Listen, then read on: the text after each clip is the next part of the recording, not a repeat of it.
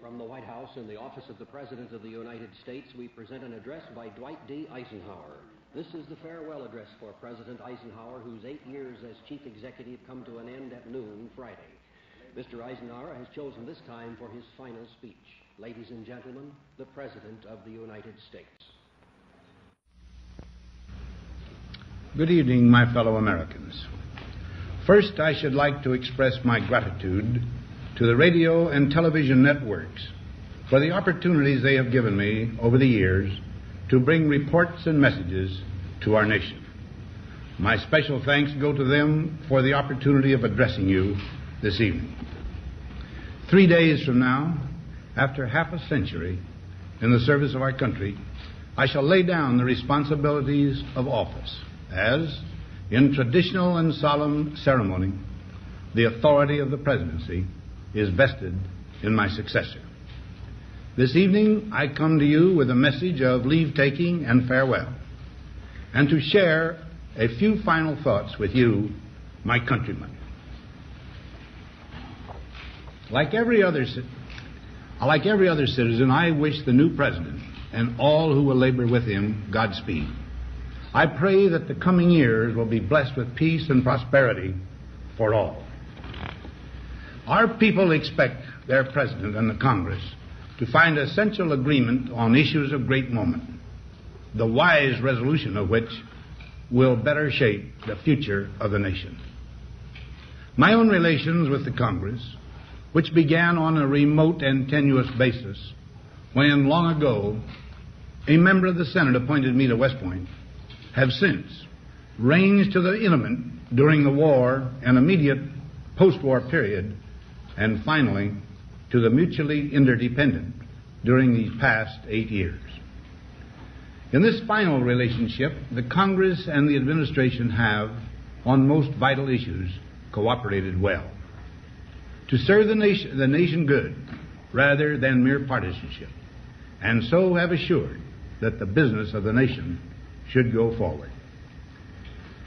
So my official relationship with the Congress ends in a feeling, on my part, of gratitude that we have been able to do so much together.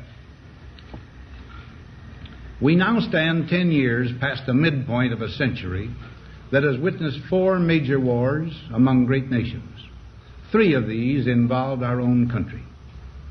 Despite these holocausts, America is today the strongest, the most influential, and most productive nation in the world. Understandably proud of this preeminence, we yet realize that America's leadership and prestige depend not merely upon our unmatched material progress, riches, and military strength, but on how we use our power in the interest of world peace and human betterment.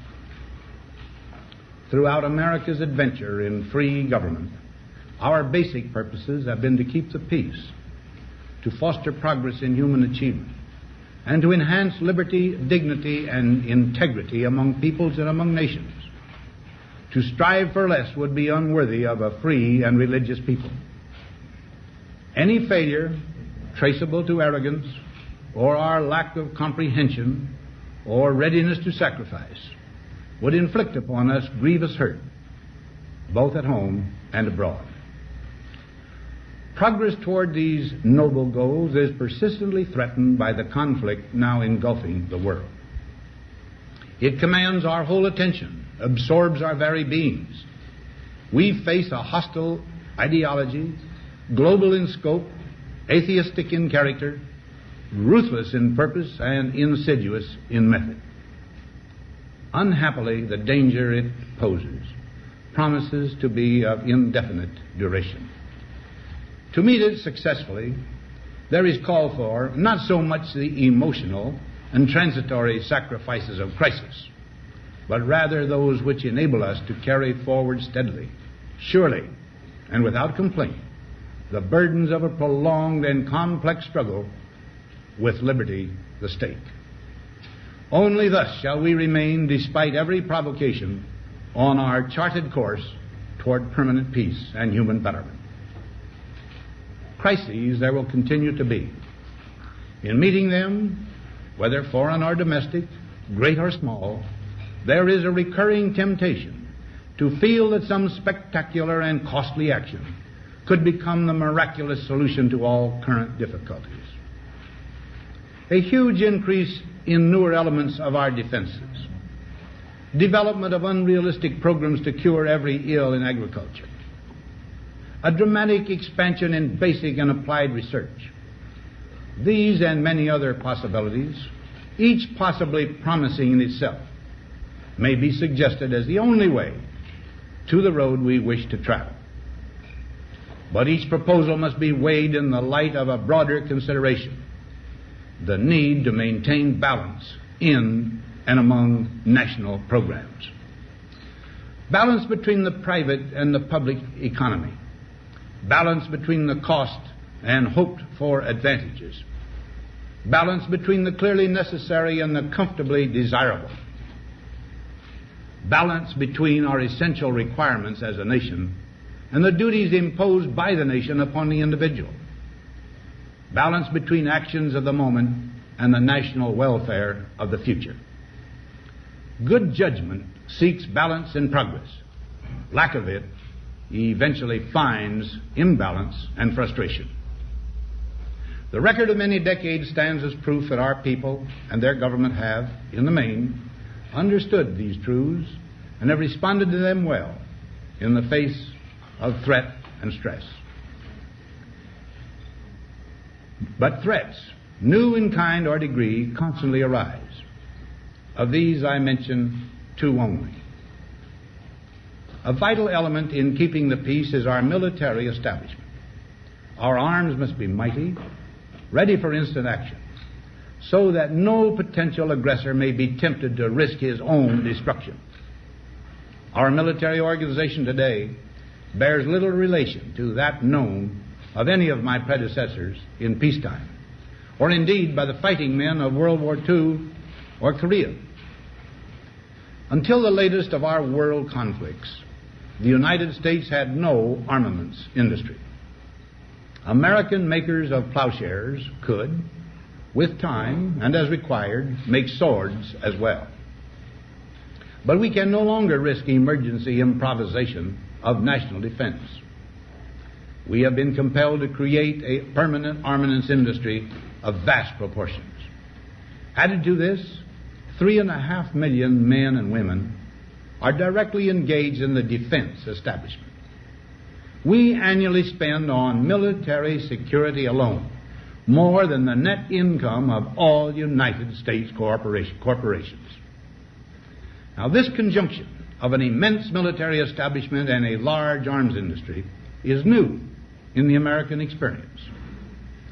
The total influence, economic, political, even spiritual, is felt in every city, every state house, every office of the federal government.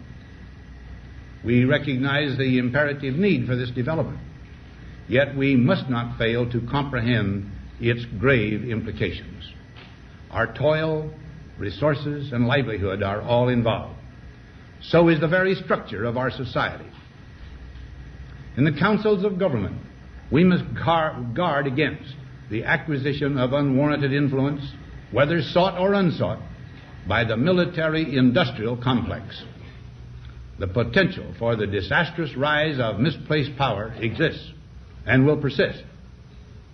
We must never let the weight of this combination endanger our liberties or democratic processes. We should take nothing for granted. Only an alert and knowledgeable citizenry can compel the proper meshing of the huge industrial and military machinery of defense with our peaceful methods and goals, so that security and liberty may prosper together. Akin to and largely responsible for the sweeping changes in our industrial military posture has been the technological revolution during recent decades. In this revolution, research has become central. It also becomes more formalized, complex, and costly. A steadily increasing share is conducted for, by, or at the direction of the federal government. Today, the solitary inventor, tinkering in his shop, has been overshadowed by task forces of scientists. in laboratories and testing fields. In the same fashion, the free university, historically the fountainhead of free ideas and scientific discovery, has experienced a revolution in the conduct of research. Partly because of the huge costs involved, a government contract becomes virtually a substitute for intellectual curiosity. For every old blackboard, there are now hundreds of new electronic computers. The prospect of domination of the nation's scholars by federal employment, project allocations, and the power of money is ever present and is gravely to be regarded. Yet in holding scientific research and discovery in respect, as we should, we must also be alert to the equal and opposite danger that public policy could itself become the captive of a scientific, technological elite. It is the task of statesmanship to mold, to balance, and to integrate these and other forces, new and old, within the principles of our democratic system, ever aiming toward the supreme goals of our free society. Another factor in maintaining balance involves the element of time. As we peer into society's future, we, you and I, and our government must avoid the impulse to live only for today, plundering for our own ease and convenience the precious resources of tomorrow. We cannot mortgage the material assets of our grandchildren without risking the loss also of their political and spiritual heritage. We want democracy to survive for all generations to come, not to become the insolvent phantom of tomorrow. During the long lane of the history yet to be written, America knows that this world of ours, ever growing smaller, must avoid becoming a community of dreadful fear and hate, and be instead a proud confederation of mutual trust and respect. Such a confederation must be one of equals. The weakest must come to the conference table with the same confidence as do we, protected as we are by our moral, economic, and military strength. That table, though scarred by many past frustrations, cannot be abandoned for the certainty agony of disarmament, of the battlefield. Disarmament with mutual honor and confidence is a continuing imperative. Together we must learn how to compose differences, not with arms, but with intellect and decent purpose. Because this need is so sharp and apparent, I confess that I lay down my official responsibilities in this field with a definite sense of disappointment. As one who has witnessed the horror and the lingering sadness of war, as one who knows that another war could utterly destroy this civilization which has been so slowly and painfully built over thousands of years, I wish I could say tonight that a lasting peace is in sight. Happily, I can say that war has been avoided. Steady progress toward our ultimate goal has been made, but so much remains to be done. As a private citizen, I shall never cease to do what little I can to help the world advance along that road. So in this, my last good night to you as your president, I thank you for the many opportunities you have given me for public service in war and in peace. I trust in that service, you find some things worthy. As for the rest of it, I know you will find ways to improve performance in the future. You and I, my fellow citizens, need to be strong in our faith that all nations under God will reach the goal of peace with justice. May we be ever unswerving in devotion to principle, confident but humble with power, diligent in pursuit of the nation's great goals. To all the peoples of the world, I once more give expression to America's prayerful and continuing aspiration.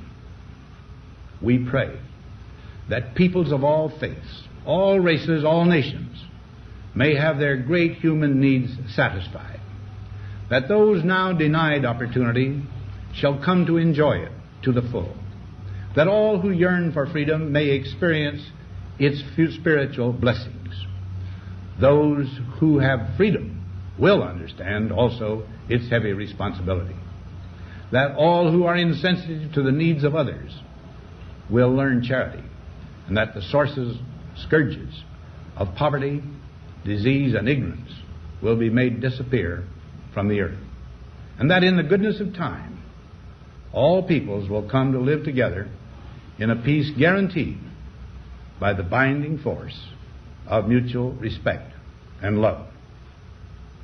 Now, on Friday noon, I am to become a private citizen. I am proud to do so. I look forward to it. Thank you, and good night.